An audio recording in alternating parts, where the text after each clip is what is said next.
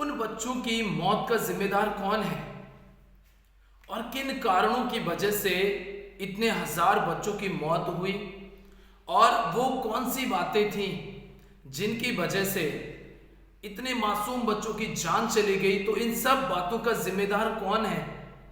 Bible हमें ऐसा बताती है कि उन सब बातों का जिम्मेदार कोई और नहीं वरन इंसान खुद है।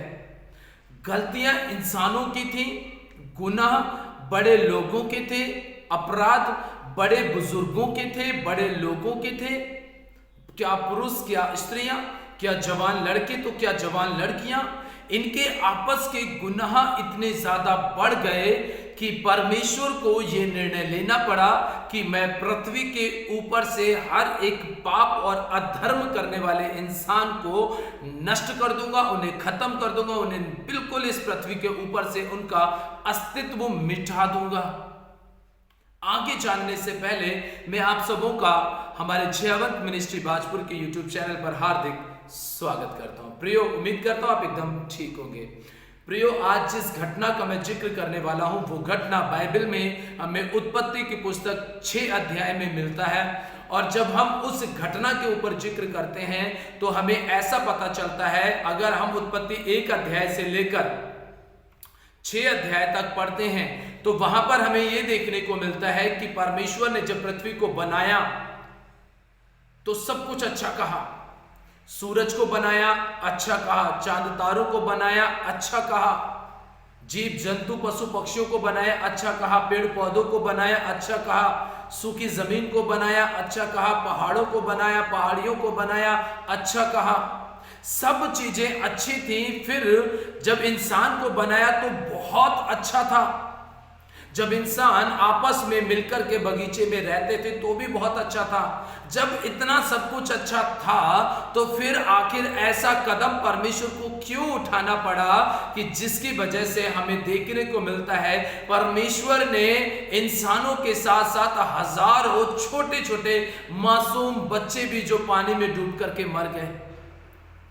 बड़े गलतियां करते हैं और उसका भुगतान आज भी छोटे बच्चों को करना पड़ता है। माँ बाप आज गलतियां करते हैं, माँ बाप नशीली चीजों का इस्तेमाल करते हैं, उसका प्रभाव छोटे छोटे मासूम बच्चों के ऊपर पड़ता है और उसी की वजह से आज घर के अंदर हमेशा कलेश बने रहते हैं, घर के अंदर हमेशा नफरत बनी रहती है, घर के अंदर हमेशा वाद विवाद बना रहता है।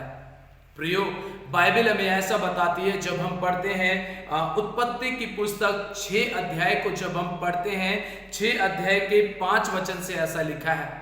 मैं आपको 5 वचन से इसलिए बता रहा हूं कि समय कम होने के कारण, और मैं चाहता हूं कि छोटे से मैसेज में एक अच्छी शिक्षा आप तक मैं पहुंचा सकूं।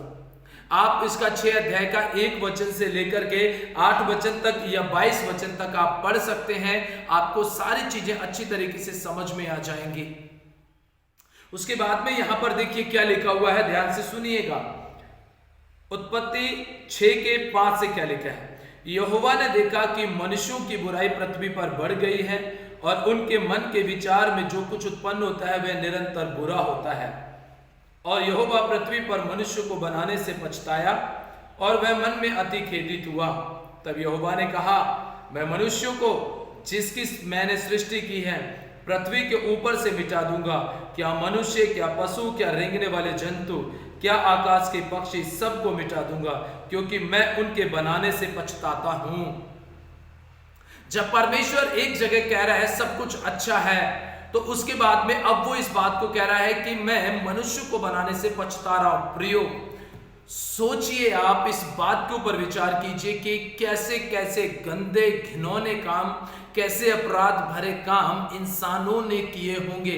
अगर आप और भी ज्यादा गंदे और घिनौने काम के बारे में जानना चाहते हैं तो आप पूरी तरीके से सदोम और अमोरा की घटना को पढ़ लीजिएगा, जो कि आपको इसी उत्पत्ति की पुस्तक में देखने को मिलता है। जब आप सदोम और अमोरा के बारे में जानेंगे, पता चलेगा, तो वहां लिखा है पुरुष के साथ में व्यभिचार करता था, स्त्री के साथ व्यभिचार करती थी। इतना घिनौने अपराध आपको सदोम और अमोरा के अंदर देखने को मिल जाएंगे। सोचिए कि जब वहां पर परमेश्वर ने आग और गंधक को बरसाकर सदोम और अमोरा में रहने वाले प्रत्येक व्यक्ति को नष्ट कर दिया, सिवाय लूत और उसके परिवार को छोड़कर।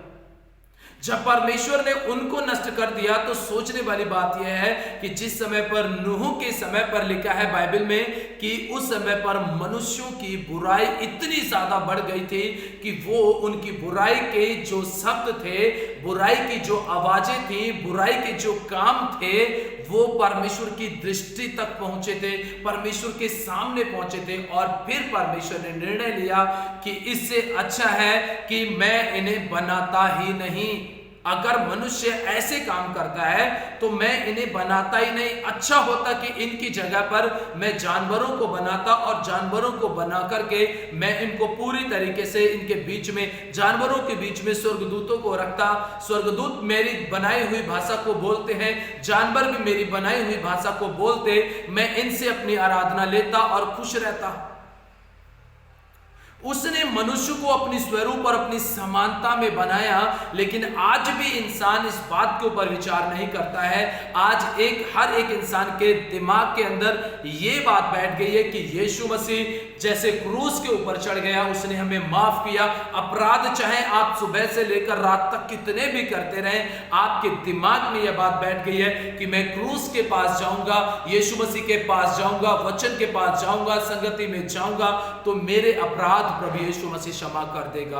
आज ये मानसिकता हर एक इंसान की बन चुकी है और वो यही बात सोच करके क्या करता है, अपराध पे अपराध, अपराध पे अपराध करता चला जाता है। शैतान को महिमा मिलती चली जाती है, शैतान बढ़ता चला जाता है। और यही वजह है कि आज शैतान के अड्डे जगह जगह पर हमें देखने को मिलते हैं।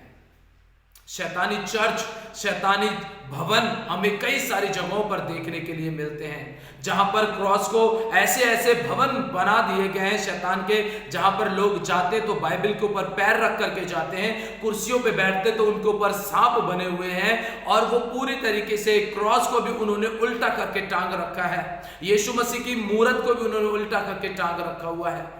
आज जगह जगह शैतानी चर्च बन गए। क्यों? क्योंकि ये सिर्फ इंसानों की गलतियों की वजह से है। जब परमेश्वर ने नूह के समय पे लोगों को नहीं छोड़ा, याद रखिएगा, अगर आज आप नहीं पछताए ना, आज आपने तौबा नहीं किया, तो सोच लीजिए जैसा नूह के समय परमेश्वर ने किया, ऐसे उस समय पर भी होगा जिस समय परमेश्वर न्याय करेगा।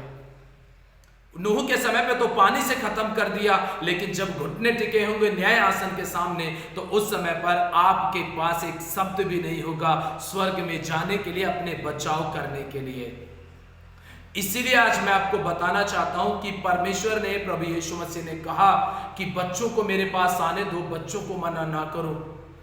जब यीशु मसीह अपने बच्चों से इतना प्रेम करता है तो क्या नूह के समय पर जब परमेश्वर ने ऊपर से बारिश की, जमीन के सोते खुल गए, आकाश के सोते खुल गए, समुद्रों के सोते खुल गए, नदी नाले नहर तालाबों के सोते खुल गए, सूखी बंजर जमीन के सोते खुल गए, पहाड़ों के सोते खुल गए, जब इतनी बारिश हुई थी तो क्या उस समय पर छोटे छोटे बच्चे नहीं होंगे?